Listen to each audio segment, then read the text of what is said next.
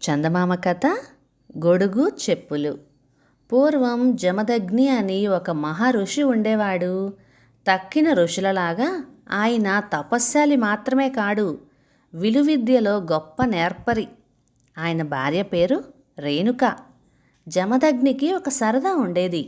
తన ఆశ్రమానికి దగ్గర ఉన్న ఒక పెద్ద మైదానంలో ప్రతిరోజు ఆయన కూర్చొని అంబుల పొది నుంచి బాణాలు తీసి వదలటం, ఆయన విడిచిన బాణాలను రేణుక తెచ్చి అందిస్తూ ఉండటం.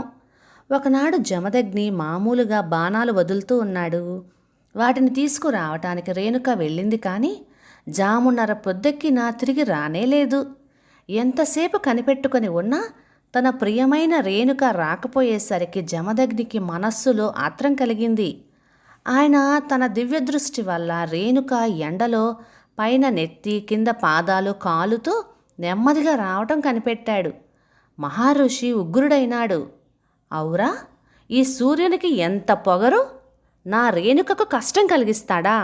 ఏమనుకున్నాడో ఏమో, ఇంకా నా సంగతి తెలియదు కాబోలు అంటూ సూర్య భగవానుని వైపు తీవ్రమైన బాణం సంధించాడు. మహర్షి కోపం చూసి సూర్య భగవానుడు ఒక బ్రాహ్మణుడి రూపంతో భూలోకానికి దిగివచ్చి జమదగ్ని ఎదుట నిలబడి, మహాత్మా, కర్మసాక్షి అయిన ఆ సూర్యున్నే సంహరించబోతున్నారేమిటి? ఆయన వల్లనే కదా లోకాలు సక్రమంగా నడుస్తున్నవి. సూర్యుడే లేని నాడు ఇక ప్రపంచం ఎక్కడిది?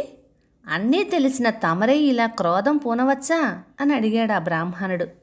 అందుకు జమదగ్ని, బ్రాహ్మణోత్తమ, ఈ విషయము మీకేమీ తెలీదు. ప్రియమైన నా సతీమణికి అతను ఎంత ఆయాసము కలిగించాడో మీకేం తెలుసు? ఏమైనా సరే ఆ దుర్మార్గుణ్ణి భస్మం చేసి తీరతాను, మీరు తప్పుకోండి అని అన్నాడు. అప్పుడు బ్రాహ్మణుడి రూపంలో ఉన్న బాణుడు, మునీంద్ర, రహస్యం ఎందుకు? నేనే సూర్యుడను. నీ ప్రియ సతికి ఆయాసం కలిగించినందుకు మన్నించవలసింది అని ప్రార్థించాడు. బాణుడు అలా అనేసరికి జమదగ్ని కోపం ఎక్కడిదక్కడ ఎగిరిపోయింది. ఆయన సూర్యుణ్ణి దగ్గరకు తీసుకుని ఆదరించి, బాణుడా, భలేవాడివయ్యా, నా రేణుక చూడు ఎంత అలసిపోయిందో. ఆమె శిరస్సు ఉడికిపోయింది, పాదాలు బొబ్బలెక్కినాయి, శరీరం అంతా కమిలిపోయింది. ఆమె తాళనేనంత ఎండ కాయించావు కదా, మరి ఎవరికి కోపం రాదు? నీవే చెప్పు అని మందలించాడు. అప్పుడు బాణుడు మందహాసంతో గొడుగు చెప్పులు అనే 2 వస్తువులను కల్పించి మునీంద్రునికి ఇచ్చి, మహాత్మా, ఇవి అపూర్వమైన వస్తువులు.